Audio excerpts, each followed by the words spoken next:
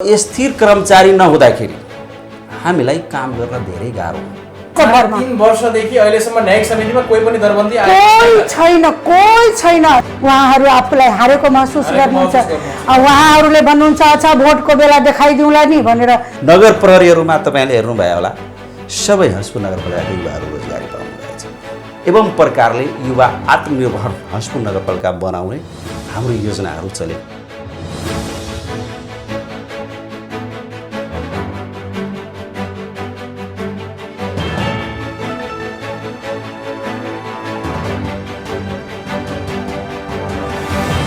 नमस्कार, कार्यक्रम the political पोइन्टमा यहाँहरूलाई स्वागत छ।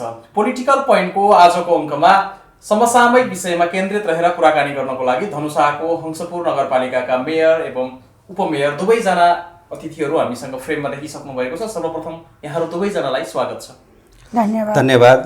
र सम्पूर्ण PLA खबरबाट आउनुभएको सम्पूर्ण टिम र यो टेलिभिजनबाट सुन्नुभएको सम्पूर्ण श्रोतामा म हंसपुर नगरपालिकाको तर्फबाट र व्यक्तिगत तर्फबाट सम्पूर्णमा नमस्कार।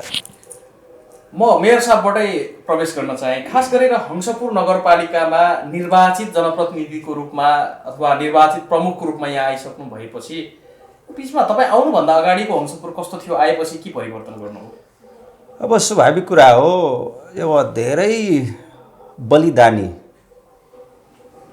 बावजुद देशमा एउटा ठुलै परिवर्तन भयो र ठुलो परिवर्तन हुँदा 3 तहको संरचना सङ्घ, प्रदेश र स्थानीय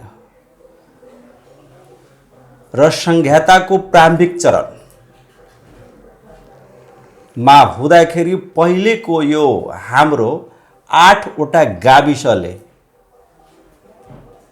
भरिएको यो हंसपुर नगरपालिका पहिले गाविस हुँदाखेरि अब पहिलेको जुन स्थानीय गाविसहरूको हुँदाखेरि अब विभिन्न किसिमले अब जनप्रतिनिधिविहीन 20 वर्ष थियो त्यतिखेर, होइन? अब स्वाभाविक कुरा हो, जनअपेक्षा उहाँहरूको धेरै थियो। देश अस्थिरतामा पनि थिएन। देश एउटा संघीयताको प्रारम्भिक चरणमा आएर देश अस्थिरता कायमको प्रारम्भिक चरणको संघीयता सुरुवात भयो र पहिलेको हंसपुर नगरपालिका अब नभन्नु पर्दाखेरि, किनकि संरचना त्यतिखेर साबिकको 101 गाविस यो धनुषा जिल्लाको र हाम्रो हंसपुर नगरपालिका 8वटा गाविसले बनिएको यो हंसपुर नगरपालिका हो र पहिलेको तुलनामा र अहिलेको तुलनामा हेर्दाखेरि अब हाम्रो हंसपुर नगरपालिका जुन किसिमको हाम्रो साधन स्रोत रहेछ, त्यो साधन स्रोतले जनताको इच्छा र अपेक्षाको क्रमिक रूपमा प्रारम्भिक चरणमा हामीले सुरुवात गरेको र त्यो अहिले हाम्रो सम्पूर्ण नगरवासी साबिकको 8वटा गाविस एकीकृत भएर अहिले हंसपुर नगरपालिकाको निर्माण सबैले पहिले र हालमा हेर्दाखेरि अब हरेक क्षेत्रमा परिवर्तन भएको छ र क्रमिक रूपमा हाम्रो नगरपालिका संघीयताको र हाम्रो हर दैलोको सरकार भनेको स्थानीय सरकार, त्यो अनुभूति अहिले देखिएको अवस्था हरेक क्षेत्रमा पहिले भन्दा सुधारिएको। पहिले शिक्षाको, स्वास्थ्यको, यहाँको भौतिक पूर्वाधारहरूको समस्या, विभिन्न सेवाग्राहीहरूको समस्या, पहिला हाम्रै धनुषा जिल्लामा पुग्नुपर्ने विकासको कामहरू लगायत धेरै कामहरू सदरमुकाम पुग्ने अहिले हाम्रो स्थानीय स्तरमा हुँदाखेरि जनताहरू पनि खुसी भएछ। हाम्रो नगरपालिकाको नगरवासीहरू पनि एकदम गौरमान्य छ कि कमसेकम यो प्रारम्भिक चरणको संघीयतामा घर दैलोको सरकार भनिएको छ, त्यसको प्रारम्भिक चरणको सुरुवात भएछ। त्यसमा पहिलेको र हालमा भन्नुपर्दाखेरि फरक त भएकै हो। त्यसकारण अहिले हामी क्रमिक रूपमा हामी सुरुवातमा अगाडि बढेका हौँ। म उपमेयरज्यूमा खास गरेर तपाईहरूले निर्वाचित हुँदै गर्दा 20 वर्षपछि स्थानीय तहको चुनाव भयो, यहाँहरू नयाँ अपेक्षासहित अथवा नयाँ प्रतिबद्धतासहित निर्वाचित हुनुभयो। त्यो जनताका प्रतिबद्धताहरूलाई यहाँहरूको जनतासम्म गर्नुभएको प्रतिबद्धता र जनअपेक्षालाई पुरा गर्ने क्रममा कस्तो रह्यो अनुभव चाहिँ यो 3 वर्षभन्दा बढी समय अहिले हामी चौथो वर्षको बजेट परिचालन गरिरहनु भएको छ यो समयमा त्यो कस्तो हुँदो रहेछ तालमेलको अवस्था? हेर्नुहोस्, हामी निर्वाचित भयौँ होइन 20 वर्षपछि, र जुन हाम्रो यो नयाँ संरचनाले वार्डमा जुन लगाएको छ नियमहरू, त्यो नियमले हामी जति पनि जनतासँग प्रतिबद्धता गर्दा कसैले न पुरा गर्न सकेको छ, न हामीले गर्न सकेका छौँ र प्रयासमा अहिले जारी छ। अब के भयो भने हाम्रो जुन यो निर्वाचित भएको छ त्यसले गरेर संहिताको आधारमा हामीले यो मकानको 9 जसलाई जग भन्छ, जग मात्रै हामीले खडा गरिरहेछ। आउने पुस्ताले कहीँ अगाडि चाहिँ उहाँहरूको लागि बाटो खोलिरहेछौँ हामीले। यो चुनौतीहरू चाहिँ के रहेछन्? यो तपाईँहरूले धेरै गर्छु भन्ने अपेक्षा लिएर आउनुभएको थियो होला, यहाँहरू पनि जनताको सेवा गर्नै आउनुभएको थियो, केले रोक्यो तपाईँहरूलाई? गर्न किन सक्नु भएन कि यो नयाँ अभ्यास भएर यहाँहरू पनि रुमल लिनुभयो?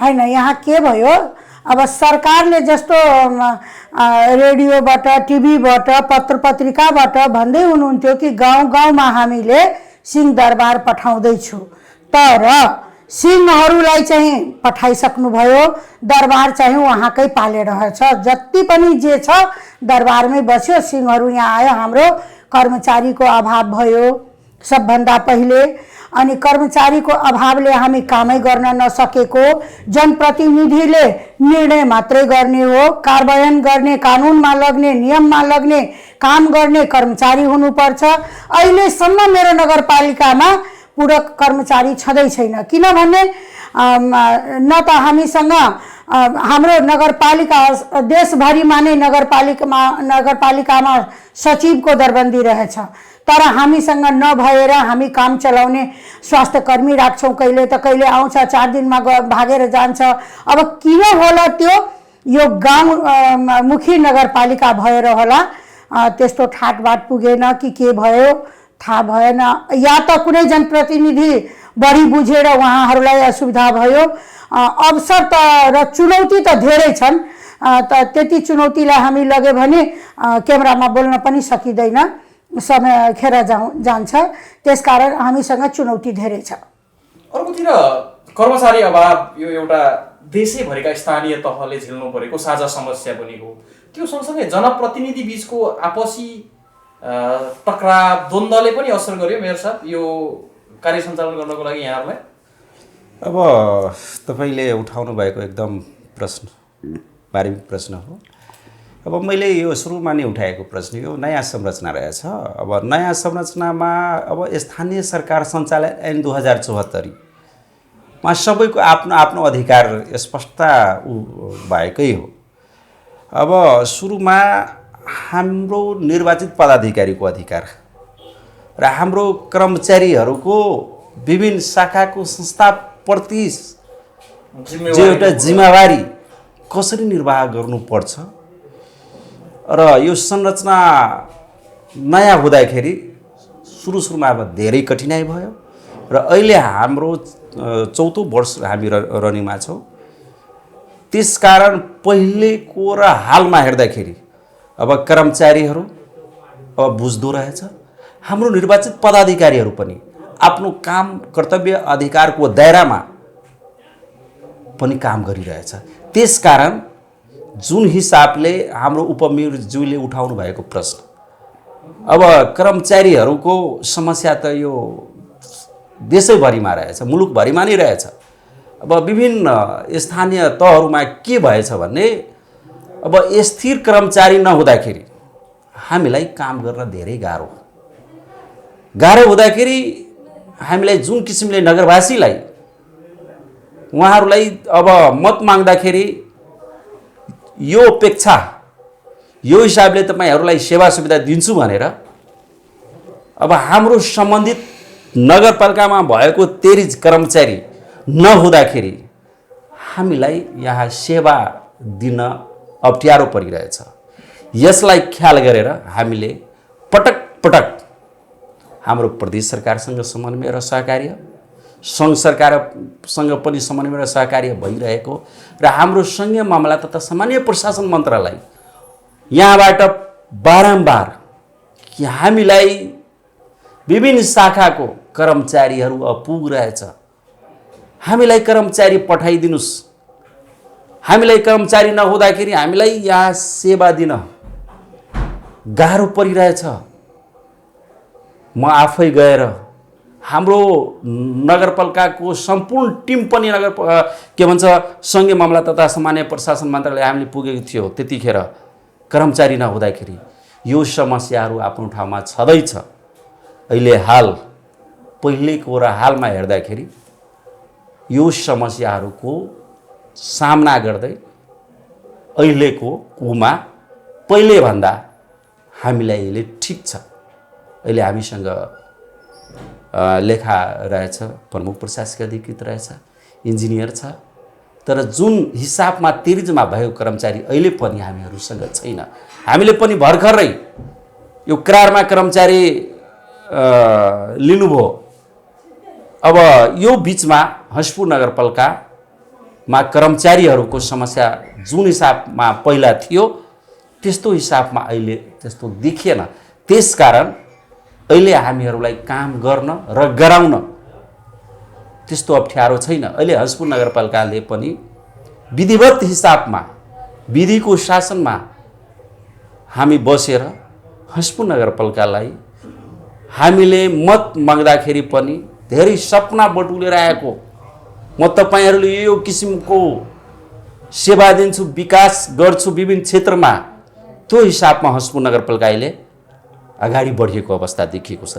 त्यसकारण कर्मचारीको समस्या त आफ्नो ठाउँमा छँदैछ, तर म भन्न चाहन्छु यो हाम्रो जुन हिसाबले हामीलाई प्रदेश सरकारबाट कर्मचारी आउनुपर्ने स्थानीय तहहरूलाई जबसम्म यो अधिकार हाम्रो प्रदेश सरकारलाई आउँदैन भने हामीलाई यो अस्थिर कार्य सञ्चालन लगायत काम गर्न सेवा दिन गाह्रो परिरहन्छ।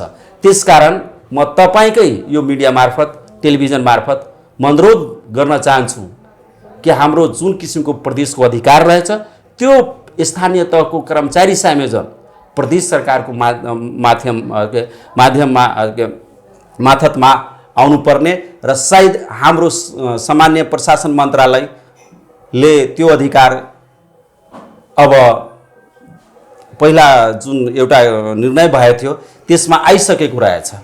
त्यसकारण अब तुरन्तै हामीलाई अब सङ्घ सरकार दौड्नु पर्दैन, हामीलाई नजिकको सरकार प्रदेश सरकारमा गएर हामी तुरन्त स्थिर कर्मचारी अब कमसेकम एउटा आर्थिक वर्ष बस्ने गरी कर्मचारी हुँदाखेरि सबैलाई राम्रो हुन्छ।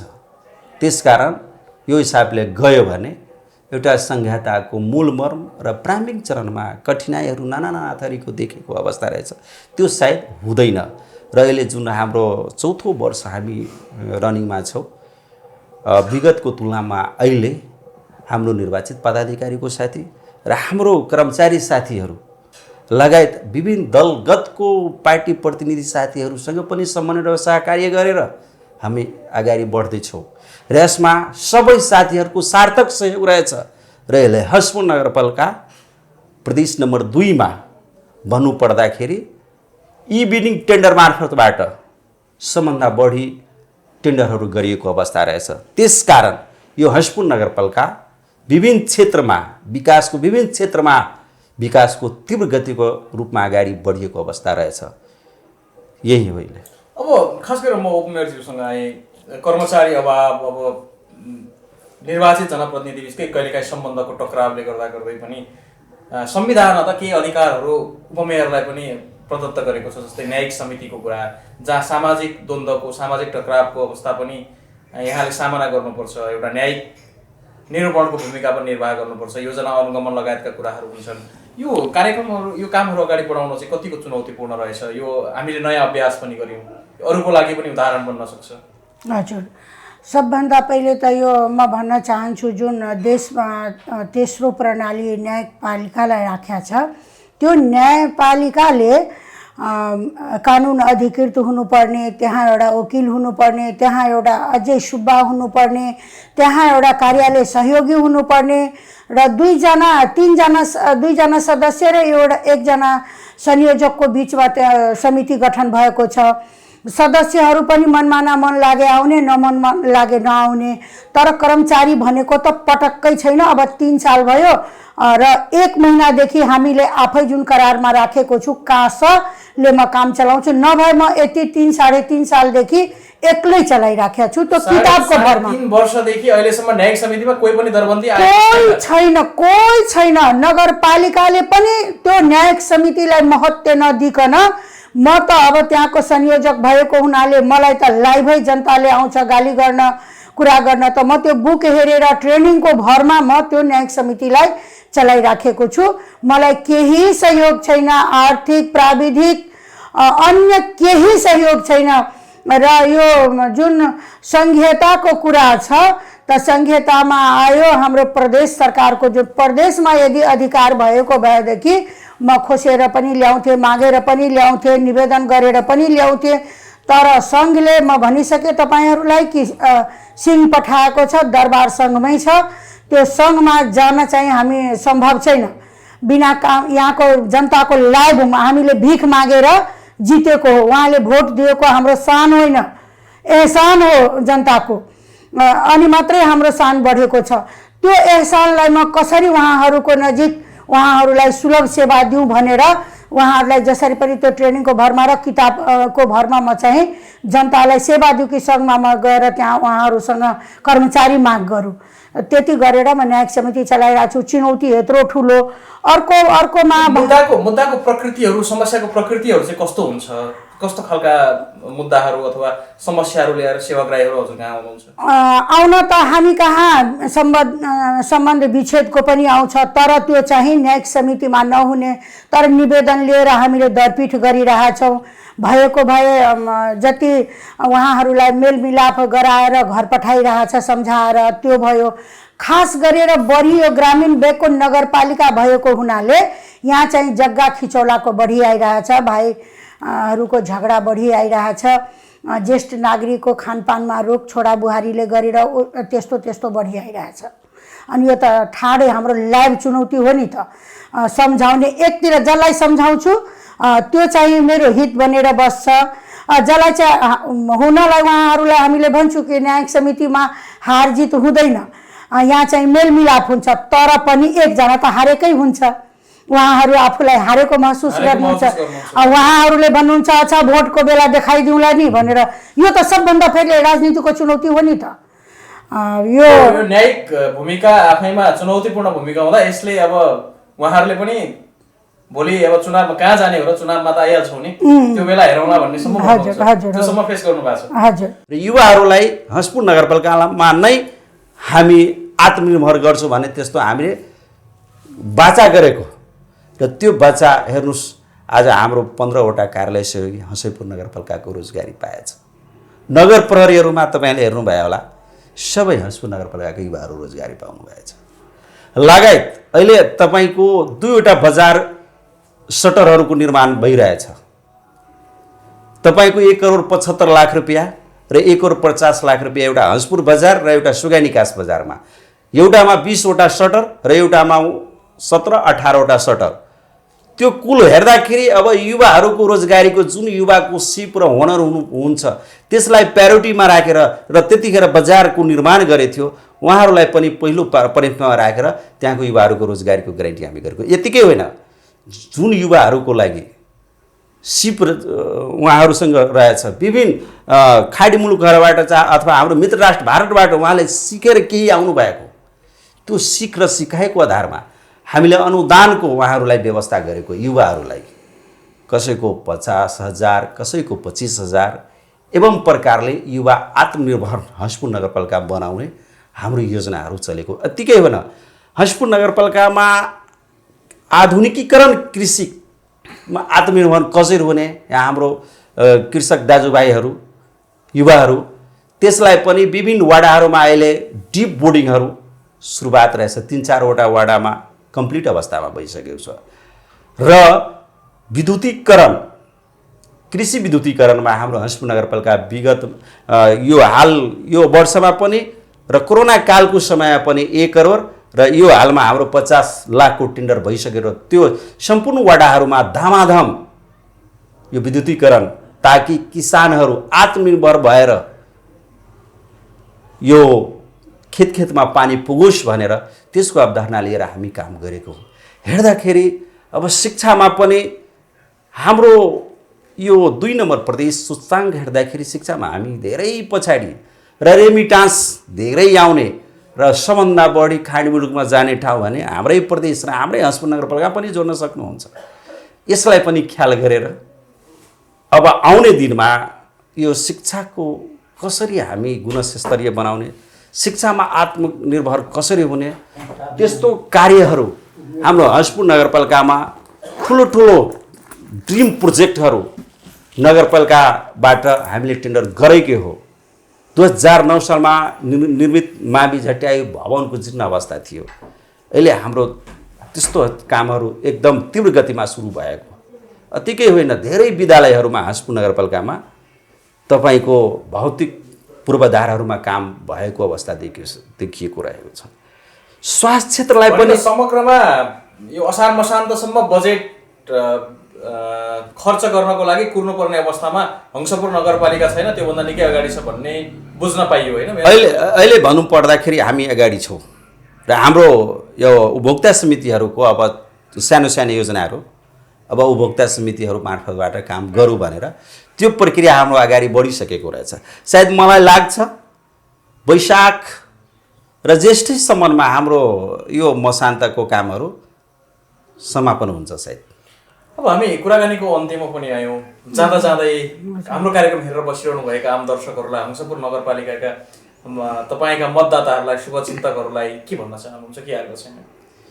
म मेरै मतदाता होइन, म देशभरिको मतदाताहरूलाई भन्छु, यो नयाँ संरचना छ र यो संहिता हाम्रो जुन नयाँ संरचना दिएको छ त्यसको मध्यनजर राख्दै हाम्रो त सबभन्दा पहिला यो लिङ्गमा फरक जुन गर्नुहुन्छ हाम्रो जनप्रतिनिधिहरू, हाम्रो सिनियरहरू, उहाँलाई पनि भन्छु, किनभने आज म एउटा रेणु झा हो, अर्को दिन अर्को रेणु झा पनि अर्को कार्यकालमा अब नयाँ पुस्तामा आउनुहुन्छ।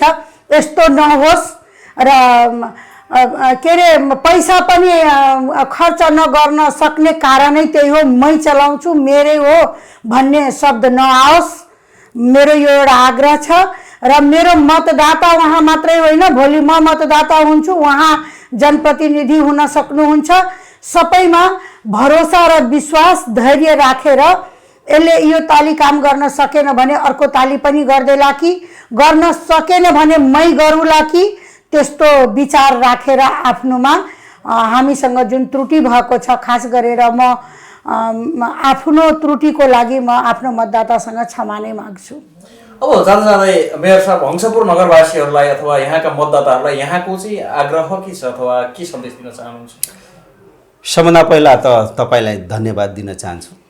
अब हाम्रै हंसपुर नगरपालिकामा आएर तपाईँहरू हाम्रो हंसपुर नगरपालिकाको विभिन्न गतिविधिमा आधारित भएर तपाईँहरूले यो हाम्रो सञ्चारको चौथो अङ्क देशको जुन माध्यमले हाम्रो हंसपुर नगरपालिकाको गतिविधि के भइरहेछ, के हुँदैछ, त्यहाँ कसरी सामना गर्नु परिरहेछ, त्यसलाई ख्याल गरेर हामीलाई र उपमेयरज्यूलाई आज राखिदिनु भएकोमा तपाईँलाई धेरै धेरै धन्यवाद पहिला। अनि त्यसपछि म अन्तमा हाम्रो हंसपुर नगरपालिकाको सम्पूर्ण नगरवासीलाई जुन यो प्रारम्भिक चरणको संहिता हो र हाम्रो प्रारम्भिक चरणको यो संहिताको यो स्थानीय तहहरूको जुन सुरुवाती अवस्थामा विभिन्न कठिनाइहरू, नाना थरीहरूका समस्याहरू हामी देखियो, त्यसलाई पनि सामना गर्दै सम्पूर्ण हाम्रो हंसपुर नगरपालिकाको निर्वाचित साथी र यहाँको कर्मचारी साथीहरू, त्यसपछि विभिन्न दलगतको राजनीतिक साथीहरू मिलेर हामी यो समृद्ध हंसपुर नगरपालिका बनाऊ र समस्या हुन्छ त्यो समस्यालाई हामी सबै साथीहरू, नगरवासीहरू, विभिन्न सङ्घ संस्थाहरू, क्लबका युवाका साथीहरू मिलेर समस्याहरूको सामना गरौँ र दुःख सुखमा हामी एकवक्त भएर अगाडि बढौँ र अन्तमा सम्पूर्ण आम नेपाली जनतालाई यो हंसपुर नगरपालिकामा जुन किसिमले हामीले अगाडि बढेको रहेको छौँ त्यसमा तपाईँहरूको सरसल्लाह सुझाव विभिन्न सरकारवाला निकायबाट हामी माझ आओस् र त्यसको पनि हामी सम्मेलन गरेर अगाडि बढ्छौँ भने अन्तमा म पुनः हंसपुर नगरपालिकाको तर्फबाट र सम्पूर्ण नगरवासीको तर्फबाट सम्पूर्ण श्रोतामा म नमस्कार र धन्यवाद दिन चाहन्छु। समय र विचारको लागि विशेष धन्यवाद दुवैजना अतिथिहरूलाई।